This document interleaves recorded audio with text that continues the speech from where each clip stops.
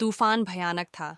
Prince कैल अपनी टूटी हुई जहाज की लकड़ियों को पकड़कर किसी तरह बचने की कोशिश कर रहा था, लेकिन लहरें उसे खींचकर नीचे गहराइयों में ले जा रही थीं।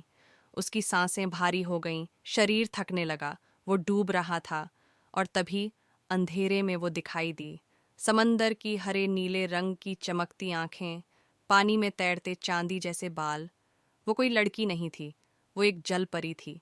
उसकी झिलमिलाती पूंछ बड़े आराम से पानी में लहराई और वो उसकी तरफ बढ़ी। कैल की आंखों के आगे अंधेरा छाने ही वाला था जब उसने महसूस किया उसके हाथ उसके चेहरे पर थे, और फिर हल्के से उसके होंठ उसकी सांसों में जिंदगी भरने लगे। जब कैल की आंख खुली, वो एक सुनसान किनारे पर पड़ा था, हाँफता हुआ, जिंदा। कुछ पल के लिए उसे लगा कि ये सब सिर्फ एक सपना था। तब तक, जब तक उसने उसे दोबारा नहीं देखा। वो किनारे पर बैठी थी, आधी पानी में, उसकी इंद्रधनुषी पूंछ लहरों के साथ हिल रही थी।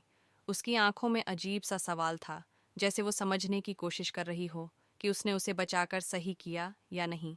कैल ने धीरे से फुसफुसाया, तुमने मेरी जान बचाई। उसने बस हल्का सा सिर हिलाया, कुछ कहा नहीं। इससे पहले कि कैल और करीब आ पाता, उसने अपनी पूंछ लहराई और समंदर में गायब हो गई। लेकिन कैल उसे भूल नहीं पाया। राज्य लौटने के बाद किसी ने उसकी बात पर यकीन नहीं किया। उसके पिता, राजा, ने इसे एक पागलपन भरी कहानी कहकर खारिज कर दिया।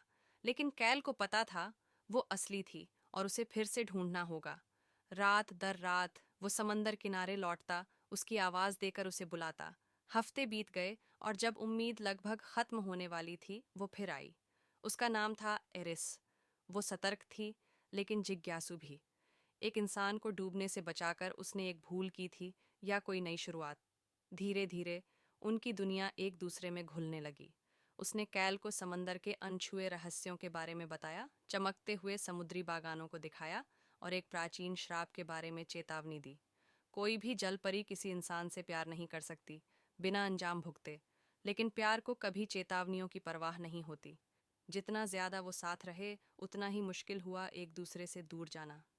फिर राजा को उनके बारे में पता चल गया। राजा को जलपरियों और उनकी शक्तियों से डर था। उसने अपने शिकारी भेजे एरिस को पकड़ने। मछुआरों के जाल में फंसकर वो तड़प उठी। कैल उसे बचाने के लिए लड़ा, लेकिन सैनिक बहुत ज्यादा थे। उन्होंने उसे महल ले जाकर समुद्री डायन करार दिया, फांसी के लिए। कैल के सामने एक ही रास्ता था, राजगद्दी या उसका प्यार। उसने उसे चुना। एक बूढ़े नाविक की मदद से, जिसने कभी एक जलपरी से प्यार किया था, कैल ने महल की कैद से एरिस को बचा लिया। लेकिन राजा के गार्ड्स ने उनका पीछा किया, समंदर के किनारे तक। पीछे सैनिकों के तीर, नीचे उग्र लहरें, और बिना एक पल सोचे कैल ने एरिस के साथ समंदर में छलांग लगा दी। वो डूबने ही वाला था जब एरिस ने उसे कसकर पकड़ा। उसने किसी प्राचीन भाषा में कुछ शब्द फुसफुसाए और चारों ओर तेज रोशनी फैल गई। अचानक कैल सांस ले पा रहा था। वो अब सिर्फ इंसान नहीं था, अब वो समंदर का था। राज्य ने अपने खोए हुए राजकुमार को ढूंढने की बहुत कोशिश की, लेकिन वो कभी नहीं मिला। कुछ कहते हैं कि वो उसी रात मर गया, पर कुछ का मानना है कि अगर तुम सूरज ढलते वक्त समंदर को ध्यान से देखो, तो अब भी उसे देख सकते हो, उस जलपरी के साथ जिसने उसकी जान बचाई थी। माँ पापा से प्यार करने वाले बच्चे चैनल को ज़रूर सब्सक्राइब करें। धन्यवाद।